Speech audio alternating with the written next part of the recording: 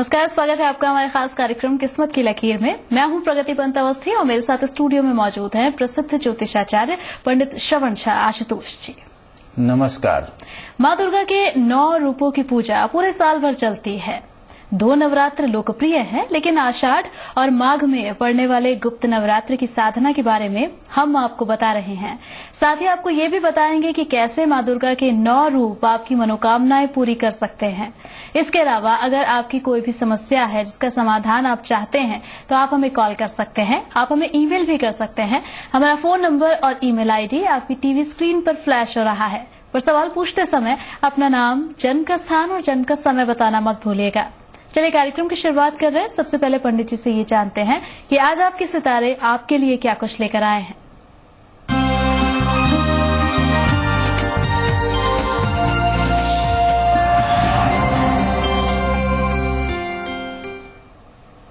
चलिए तो पंडित जी सबसे पहले ये बताइए कि मेष राशि के जातकों का दिन कैसा रहेगा आज।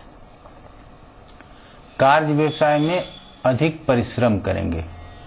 विदेश संबंधित कार्यों में सफलता आज आपको मिल सकती है। पत्नी और बच्चे दोनों के सेहत का ध्यान रखना जरूरी है। भूमि से संबंधित अगर कार्य है तो वो आज आपको लाभ दे सकता है। चलिए तो मेष राशि के जातकों के लिए मिला जुला सा दिन रहने वाला है। वृष राशि के जातकों का दिन कैसा रहने वाला है, जानते हैं पंडित जी से। वैवाहिक जीवन में सतर्कता की जरूरत है। भाई की तरक्की के संकेत हैं। भूमि भवन संबंधित कार्य में विवाद संभव है, तो यहाँ ध्यान देना चाहिए। वृष राशि के जातकों के लिए भी मिला जुला दिन रहने वाला है। सावधानी ये बरतनी है कि भूमि संबंधी किसी भी विवाद में नहीं फंसना है आपको। खासतौर पर अपने वैवाहिक जीवन पर आज ध्यान देने की जरूरत है। मिथुन राशि की अब बात करेंगे। मिथुन राशि के जातकों का कैसा रहेगा दिन, जानते हैं। मानसिक रूप से आप परेशान रह सकते हैं। खर्च की अधिकता होगी।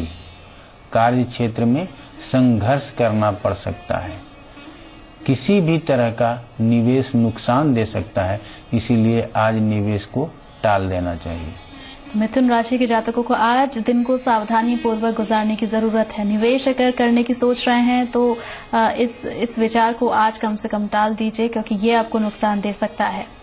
कर्क राशि की अब बात करेंगे। कर्क राशि के जातकों का कैसा रहने वाला है दिन, जानते हैं। कार्य के क्षेत्र में उन्नति हो सकती है। बच्चों के सेहत का ध्यान रखें। वैवाहिक जीवन में आपसी सहयोग मिलेगा। मन उत्साह से भरा रहेगा। दिन बहुत ही अनुकूल है, हम कहेंगे इसका लाभ लेना चाहिए। तो कर्क राशि के जातकों के लिए दिन बहुत अनुकूल है और इसका फायदा लेने की कोशिश उन्हें करनी चाहिए। सिंह राशि की बात करेंगे। सिंह राशि के जातकों का कैसा रहने वाला है दिन, जानते हैं। कार्य व्यवसाय में प्रगति करेंगे, लेकिन शत्रु परेशान कर सकते हैं। घर परिवार में भी लड़ाई झगड़े हो सकते हैं। जमीन जायदाद की खरीद बिक्री करना आज उचित नहीं होगा। तो सिंह राशि के जातकों के लिए मिला जुला दिन आज दिख रहा है। अगर जमीन की खरीद बिक्री करना चाह रहे हैं आज तो नहीं करें, नहीं तो आपको नुकसान हो सकता है। इसके अलावा किसी भी तरह के विवाद से आज आपको बचने की जरूरत है। कन्या राशि की बात करेंगे। आप कन्या राशि के जातकों का कैसा रहेगा आज का दिन, जानते हैं पंडित जी से। धन लाभ होगा। आज भाग दौड़ बनी रह सकती है। संतान अपने पराक्रम से तरक्की करेंगे। वैवाहिक सुख और सहयोग प्राप्त होगा, तो दिन अनुकूल कहेंगे। तो दिन अनुकूल है कन्या राशि के जातकों के लिए। तुला राशि की बात कर लेते हैं। तुला राशि के जातकों के लिए कैसा है दिन और क्या कुछ सावधानियां उन्हें बरतनी है अपने दिन को बेहतर बनाने के लिए, जानते हैं। मानसिक रूप से आज शांत रहेंगे। काम के लिए भी परेशान नहीं होना चाहेंगे। घर परिवार का सुख उत्तम है। हम यही कहेंगे कि आज आपके लिए दिन अनुकूल है, लेकिन परिश्रम करना चाहिए।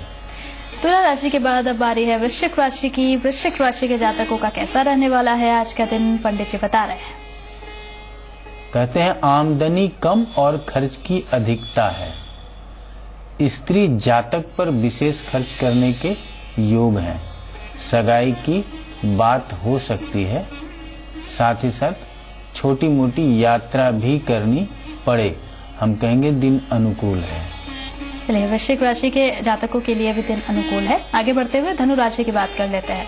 धनु राशि के जातकों का कैसा है आज का दिन, पंडित जी से जान लेते हैं। अपनी सेहत का ख्याल रखें, मन प्रसन्न रहेगा। चलिए, वृश्चिक राशि के जातकों के लिए भी दिन अनुकूल है। आगे बढ़ते हुए धनु राशि की बात कर लेते हैं। धनु राशि के जातकों का कैसा है आज का दिन, पंडित जी से जान लेते हैं। अपनी सेहत का ख्याल रखें, मन प्रसन्न रहेगा। धन लाभ के भी योग हैं। बच्चों की सफलता से भी प्रसन्नता मिलेगी। पत्नी आपसे सहयोग की अपेक्षा रखेंगी, रखना भी चाहिए। दिन बहुत अच्छा है आपके लिए। धनु राशि के बाद अब बारी मकर राशि की। मकर राशि के जातकों का दिन कैसा रहने वाला है आज, पंडित जी बता रहे हैं। दिन भर कार्य व्यवसाय की ही चिंता करेंगे। कर्मचारियों का सहयोग मिलेगा, लेकिन निवेश पर नियंत्रण रखना आज बहुत जरूरी है। तो मकर राशि के जातकों को आज थोड़ी सावधानी बरतने की जरूरत है। निवेश पर नियंत्रण आज रखना बहुत ज्यादा जरूरी है, नहीं तो बहुत नुकसान हो सकता है। कुंभ राशि की बात करेंगे। कुंभ राशि के जातकों का कैसा रहने वाला है दिन, पंडित जी से जान लेते हैं। कहते हैं अधिकारी वर्ग के लिए आज समय उत्तम है। जो अधिकारी हैं, जो उच्च पद पे पदस्थापित हैं, उनके लिए समय उत्तम है। आर्थिक स्थिति में सुधार हो सकता है। व्यवसायिक कार्य क्षेत्र में निवेश करेंगे। धार्मिक कार्यों में भी रुचि ले सकते हैं। तो कुंभ राशि के जातकों के लिए दिन मिला जुला दिख रहा है। और कुंभ राशि के बाद अब बारी है मीन राशि की। मीन राशि यानी कि अंतिम राशि। और मीन राशि के जातकों का कैसा रहने वाला है दिन, पंडित जी से जान लेते हैं। आय के साधनों में वृद्धि होगी, अर्थात और भी आय के स्रोत हो सकते हैं। प्रतिष्ठित लोगों से मुलाकात का फायदा मिलेगा। हम कहेंगे कि जो कोई भी ऐसे लोग हैं, उनसे आज मुलाकात करना चाहिए। विदेश संबंधित कार्यों में सफलता मिलेगी। भाग्य अनुकूल है, मन भी प्रसन्न रहेगा। तो मीन राशि के जातकों के लिए दिन अनुकूल है, भाग्य साथ दे रहा है और इसी की वजह से आज दिन भर आप खुश महसूस करेंगे। तो सभी राशियों की हमने बात कर ली और पंडित जी ने बताया कि आज आपके सितारे आपके लिए क्या कुछ लेकर आए हैं। छोटा सा ब्रेक यहाँ ले रहे हैं, जल्द लौटेंगे।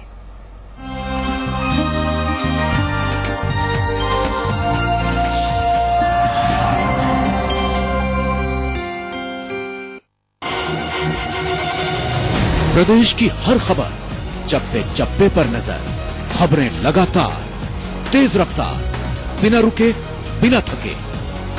मरुधर एक्सप्रेस, जी मरुधरा पर मेरी शान मेरा अभिमान। प्रायोजक JK tyres, high performance tubeless tyres. मुझे एयरलाइन में करियर बनाने की ख्वाहिश थी, पर मेरे दुबले शरीर के कारण रिजेक्शन होते रहा। न्यूट्रीगेन के इस्तेमाल से I am working with an international airline. Fit शरीर पाने के लिए आयुर्वेद न्यूट्रीगेन।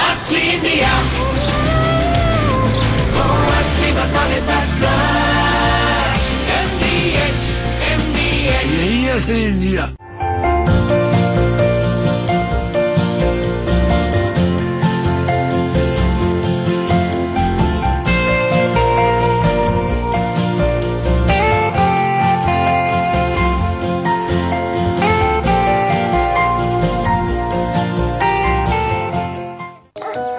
दादाजी, मैं जीत के ही आऊंगी। क्यों नहीं बेटे? दीदी क्या बनाओगी? चने। थैंक यू, मैं जीत गई दादाजी। जीतना ही था।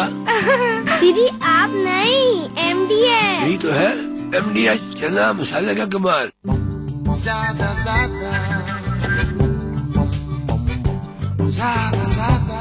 ज्यादा फीचर्स, टेस्ट ड्राइव मिलेगा। हमने ऑलरेडी टेस्ट ड्राइव किया। ज्यादा कंफर्ट, ज्यादा फीचर्स, ज्यादा माइलेज के साथ नया टीवीएस जुपिटर। ज्यादा का फायदा। सरस्वती विद्या मंदिर द्वारा संचालित हुआ देवी मानाराम महाविद्यालय की तरफ से गणतंत्र दिवस की हार्दिक शुभकामनाएं। टुनाइट ऑन जी मरुधरा, रात 10 बजे 10 में। दिन भर की तमाम खबरों से आपके लिए 10 अहम खबरें। रात 10:30 बजे तफ्तीश में। हर गुनाह और गुनाहगार के परत दर परत खुलते हैं राज। रात 11 बजे दिन भर में राजनीति, खेल, मनोरंजन और व्यापार, दिन भर की खबरों का पूरा संसार। रात 11:30 बजे द वर्ल्ड टुनाइट में दुनिया भर का हाल, खबरों से जुड़े सभी अहम सवाल। जी मरुधरा, मेरी शान मेरा अभिमान।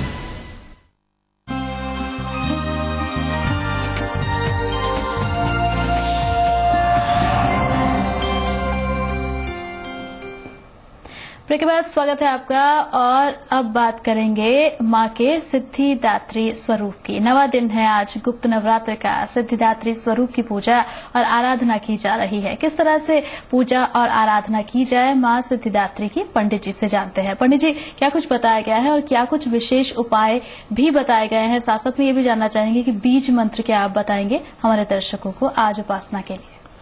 हम कहेंगे कि माघ शुक्ल पक्ष नवमी आज नवे स्वरूप के रूप में सिद्धिदात्री की पूजा और अर्चना की जाती है। आज गुप्त नवरात्र के आखिरी दिन भी हैं, इसीलिए माता का विशेष पूजन आज किया जाता है। तो सबसे पहले हम लोग समझते हैं कि माता सिद्धिदात्री का स्वरूप कैसा है। हम कहेंगे कि सिद्धिदात्री सभी सिद्धियों को पूर्ण करने वाली हैं।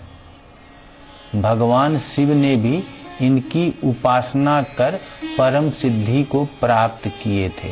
अर्थात भगवान शिव भी जिसकी उपासना करते हैं, आम जनमानस तो उसकी उपासना करेंगे ही, और भगवान शिव को अगर साधना का फल मिला तो आम लोगों को भी फल मिलेगा। तो हम सबसे पहले उनका रूप कैसा है उसके विषय में जानते हैं। कहते हैं कमल आसन पर विराजमान माता सिद्धिदात्री के 4 भुजाएं हैं। चारों भुजाओं में एक में कमल के फूल हैं, दूसरे में शंख, तीसरे में चक्र और चौथे में गदा शोभित है। तो ऐसी माता आप समझ सकते हैं, शंख, चक्र, गदा और कमल के फूल सारे सुख और समृद्धि के साथ साथ मोक्ष देने वाली माता है। तो इसीलिए हम इनको सिद्धिदात्री कहते हैं। कहते हैं इनके मंत्र क्या है। मंत्र को आज आप अगर करते हैं तो संपूर्ण मनोकामनाएं पूर्ण होती हैं। कहते हैं सिद्ध गंधर्व यक्षाद यैर सूरैर मरैरपि सेव्यमाना सदा भूयदा, सेव्यमाना सदा भूयदा सिद्धदा सिद्धि दायिनी। तो हम यहाँ कहेंगे कि सिद्धदा सिद्धि दायिनी। तो यहाँ हम कहेंगे कि सिद्धिदात्री की पूजा करते हैं तो हमको जीवन में सभी प्रकार के संताप एवं पापों से हम मुक्त हो जाते हैं। सांसारिक सुखों को भोगते हैं, सुख समृद्धि बनी रहती है। तो नवमी तिथि में विशेष महत्व है। हम कहेंगे आज यहाँ आप श्रद्धा पूर्वक षोडशोपचार पद्धति से पूजन करने के उपरांत माता जी के श्रृंगार के सभी साधन जो कुछ भी आप उपलब्ध कर सकते हैं। आजकल लोग श्रृंगार का सामान 10-20 रुपए बाजार से खरीद के चढ़ाते हैं, वो किसी के उपयोग का नहीं है। जितना सामर्थ्य हो, कम से कम काजल, बिंदी, सिंदूर और पैर रंगने के लिए अलता बोलते हैं जो रंग आता है वो, और जूड़ा बांधने के लिए फीता का प्रयोग होता है। इसका शास्त्रों में बहुत वर्णन है। साथ ही साथ आभूषण जो आप दे सकें, जितना आपका सामर्थ्य हो, सामर्थ्य के अनुसार अगर आप वस्त्र आभूषण चढ़ाते हैं तो आप अपने सुख और सौभाग्य के लिए इनकी पूजा करते हैं और निश्चित रूप से आपकी मनोकामना पूर्ण होती है। तो हम कहेंगे कि गृहस्थ जीवन में जो कोई भी इनकी आराधना करते हैं उनकी सारी मनोकामनाएं पूर्ण होती हैं। शिव और शक्ति इनकी आराधना करने से गृहस्थ जीवन में सारी मनोकामनाएं पूर्ण होती हैं, सुख समृद्धि का विकास होता है, आप स्वस्थ रहते हैं, आपके जीवन में शोक, दुख, भय, पाप आदि सभी पीड़ा, व्याधि, रोग सबसे मुक्त होते हैं। और आप आज के दिन पूजन के बाद हवन करते हैं। हवन करने मात्र से ही कहते हैं लक्ष्मी की प्राप्ति होती है। कमल आसन पर विराजमान है और एक हाथ में कमल का फूल भी है। लक्ष्मी स्वरूपा है सिद्धिदात्री आज। अगर लक्ष्मी स्वरूपा है तो आप समझ सकते हैं कि आज इनका पूजन करने से, विशेष भोग लगाने से, भोग के लिए देखिए क्या होता है कि लोग बताते हैं कि आज मिश्री चढ़ाइए, कल दूध चढ़ाइए, परसों मेवा चढ़ाइएगा, उस अगले दिन सेब चढ़ाइए। ऐसा नहीं है। हम कहते हैं जितना सामर्थ्य हो उतना आप चढ़ाएं।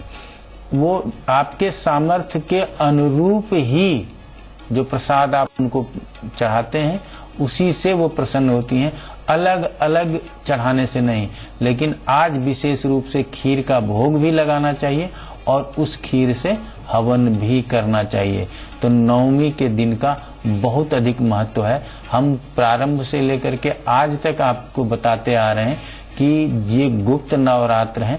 यहाँ साधना करने की जरूरत है, यहाँ तप करने की जरूरत है। अगर आप साधना और तप करते हैं तो सिद्धि आपको निश्चित रूप से मिलेगी। हम आपको लगातार मंत्रों को बताते आ रहे हैं कि आपको कौन सा मंत्र करना चाहिए, कौन सा करने से आपको क्या फायदा होगा, क्या लाभ मिलेगा। हम उम्मीद करते हैं कि आप लगातार हमको देख रहे होंगे, सुन पा रहे होंगे और मंत्रों का प्रयोग भी कर रहे होंगे। अच्छा पंडित जी, सिद्धिदात्री माँ को प्रसन्न करने के लिए कौन सा मंत्र जपा जाए कि अगर कोई विघ्न बाधा आ रही हो जीवन में या प्रगति के रास्ते आपके बंद हो रहे हो तो रास्ते खुल जाएं, तो ऐसा कौन सा मंत्र आप बताना चाहेंगे? कहते हैं समस्त अभ्युदय के लिए किसी भी क्षेत्र में आप काम करते हैं या आप अनेक क्षेत्रों में काम करते हैं, आप व्यवसाय भी करते हैं, राजनीति में भी हैं। बहुत सारे ऐसे लोग हैं जो बहुत तरीके का काम करते हैं। आप खेती गृहस्थी भी करते हैं, राजनीति में भी हैं, व्यवसाय भी है। तो ऐसे हर क्षेत्र में अभ्युदय प्राप्त करने के लिए इन मंत्रों का प्रयोग करें।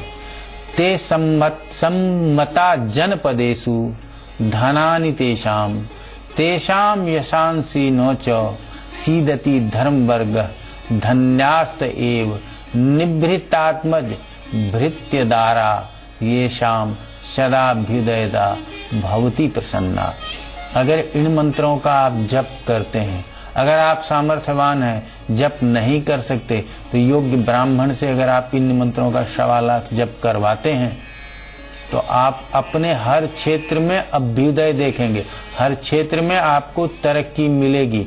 ये हमारे दुर्गा अर्चन पद्धति में ये लिखा हुआ है। हम हमेशा कहते हैं कि पहले मंत्र को अपने सामर्थ्य और शक्ति के अनुसार जपें, बाद में सोचेंगे कि विधिवत क्या होता है। और विधिवत करने के लिए अगर दुर्गा की अर्चना करना चाहते हैं, पूजन करना चाहते हैं विधिवत, तो कोई योग्य ब्राह्मण ही आपको मार्गदर्शन दे सकता है। और उनके मार्गदर्शन में अगर आप करते हैं तो आप और भी अधिक लाभ प्राप्त करेंगे। अच्छा पंडित जी, धन या संतान की प्राप्ति करनी हो तो किस तरह से माँ सिद्धिदात्री को प्रसन्न किया जाए? कौन सा मंत्र जपा जाए? जीवन बाधा मुक्त हो जाए, धन दान समृद्धि के साथ साथ संतान की भी आपको प्राप्ति हो, ऐसी ही कामना लोगों की होती है। जो गृहस्थ जीवन में है, जो सांसारिक जीवन को भोग रहे हैं, उनकी यही कामना होती है कि तो उस कामना के पूर्ति के लिए हम पहले भी बताए होंगे, आज फिर से उन मंत्रों को हम दोहरा देते हैं। कहते हैं सर्वाबाधा विनिर्मुक्तो धन धान सुतान्वितः मनुष्यो मत प्रसादेन भविष्यति न संशयः। अगर इन मंत्रों का आप जप करते हैं, जितने भी हम आपको मंत्र बताते आ रहे हैं, हर मंत्रों से पूरे दुर्गा के 13 अध्याय को संपुटित भी किया जाता है। बहुत कम समय होता है। हम आगे फिर आपको बताते रहेंगे कि किन मंत्रों से किस तरह से दुर्गा के सारे श्लोकों को संपुटित करने से भी लाभ मिलता है। लेकिन अगर आप जो मंत्र बताए हैं पहले आप उसको करके देखें, जब लाभ होगा तो आपकी इच्छा भी होगी और आप और भी करना चाहेंगे। अच्छा, इसके अलावा मोक्ष की प्राप्ति के लिए आप अक्सर बताते हैं पंडित जी कि विष्णु की आराधना करनी चाहिए। तो यहाँ अगर गुप्त नवरात्र के समय ये कामना हो कि मोक्ष की प्राप्ति मिल जाए तो किस मंत्र का जाप करना चाहिए? हम आज आपको बताए भी हैं कि ये आज आखिरी दिन है। सिद्धिदात्री माता हम कहेंगे कमल आसन पर हैं और आपको हमने बताया है कि इनके हाथ में चक्र भी है। तो हम चक्र किसके स्वरूप है, किसके अस्त्र हैं। तो यहाँ पे चलिए हम कहते हैं मोक्ष। जब जीवन के सारे सांसारिक भोगों को भोगने के बाद हमारी कामना होती है कि हमको मोक्ष मिल जाए, तो अगर आप मोक्ष चाहते हैं, आपकी कामनाएं पूरी हो चुकी हैं, आप सांसारिक सुखों को भोग चुके हैं और मोक्ष के लिए प्रेरित होते हैं, तो कहते हैं इन मंत्रों का जप कीजिए। कहते हैं त्वम वैष्णवी शक्ति रणंत वीर्याः विश्वस्य बीजम परमासि माया सम्मोहितम देवी समस्त में तत् त्वम वै प्रसन्ना भुवि मुक्ति हेतु, त्वम वै प्रसन्ना भुवि मुक्ति हेतु। तो हम यहाँ कहते हैं कि अगर इन मंत्रों का जप करेंगे तो आप निश्चित रूप से मोक्ष को भी प्राप्त करेंगे। तो हमको उम्मीद है कि हम पहले दिन से आज तक, अर्थात प्रथमम शैलपुत्री से आज तक जो हम आपको बताते आ रहे हैं, इसमें आपकी समस्या कहीं न कहीं जरूर आपको दिखी होगी या आप अपने समस्याओं के बारे में सुने होंगे। अगर उन मंत्रों का मंत्र आप जपते रहते हैं तो आपको निश्चित रूप से लाभ मिलेगा। बिल्कुल, हर समस्या से जुड़ा हुआ हर मंत्र पंडित जी ने आपको बताया है और उम्मीद यही करते हैं कि आपने नोट किया होगा और इससे आपको फायदा जरूर मिलेगा। अंत में पंडित जी फिर से एक बार हम ये चाहेंगे कि आप उच्चारण करके इस मंत्र का बताएं, जिसमें दुर्गा माता के 9 स्वरूपों के बारे में बताया गया है। बिल्कुल, हम कहेंगे प्रथमम शैलपुत्री च द्वितीयम ब्रह्मचारिणी तृतीयम चंद्र घंटेति कुष्मांडेति चतुर्थकम पंचमम स्कंधमातेति षष्ठम कात्यायनीति च सप्तमम कालरात्रीति महागौरीति चाष्टमम नवमम सिद्धिदात्री च नवदुर्गा प्रकृतिताः उक्तान्यतानि नामानि ब्रह्मणैव महात्मना। इन मंत्रों को आप लगातार जपते रहिए, 9 के 9 स्वरूपों की पूजा अर्चना हो जाएगी। और साथ के साथ इन मंत्रों के प्रारंभ और अंत में, सिर्फ इन्हीं मंत्रों के प्रारंभ और अंत में अगर आप 9वां मंत्र का एक माला भी जपते हैं तो हम उम्मीद करते हैं कि अगले गुप्त नवरात्र तक आप अपने जीवन से हर कष्टों को दूर भगा चुके होंगे। हम यही कामना करते हैं, माँ से आप लोगों के लिए भी यही प्रार्थना करते हैं कि आपके जीवन से सारे दुख दूर हो जाएं। तो पंडित जी ने आपको गुप्त नवरात्र पर हर समस्या से जुड़े हुए हर मंत्रों के बारे में बताया और साथ ही साथ बीज मंत्र भी दिया। इन मंत्रों का जाप कीजिए, आपकी सभी मनोकामनाएं गुप्त नवरात्र पर पूरी हो जाएंगी। अब यहाँ एक छोटा सा ब्रेक ले रहे हैं, हम जल्द लौटेंगे।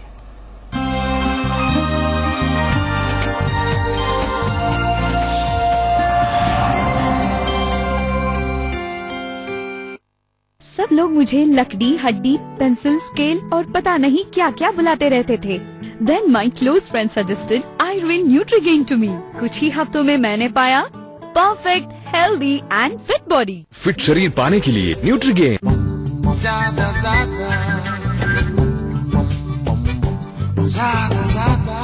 ज्यादा फीचर्स, टेस्ट ड्राइव मिलेगा। हमने ऑलरेडी टेस्ट ड्राइव किया। ज्यादा कंफर्ट, ज्यादा फीचर्स, ज्यादा माइलेज के साथ नया TVS जुपिटर। ज्यादा का फायदा। जुपिटर मसाला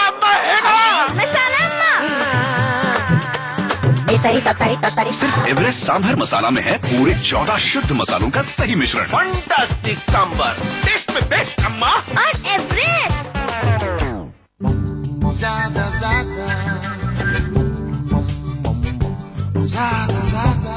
ज्यादा फीचर्स, टेस्ट ड्राइव मिलेगा।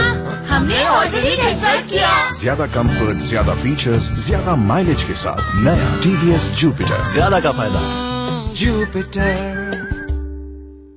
मैं मतदाता हूँ, मुझे चुननी है अपने गांव की सरकार, बनानी है ऐसी पंचायत जो बढ़ाए मेरे गांव का मान। तो फिर कैसा लोभ, कैसा लालच, कैसा डर, मैं निडर होकर पूरी ईमानदारी से लगवाऊंगा अपनी अंगुली पर स्याही। आप भी मेरी तरह सोच समझ कर डालिए वोट, दूसरों से भी डलवाइए वोट। डर, दबाव, लालच, खोट, इनसे बचकर डालिए वोट। राज्य निर्वाचन आयोग द्वारा जनहित में प्रसारित।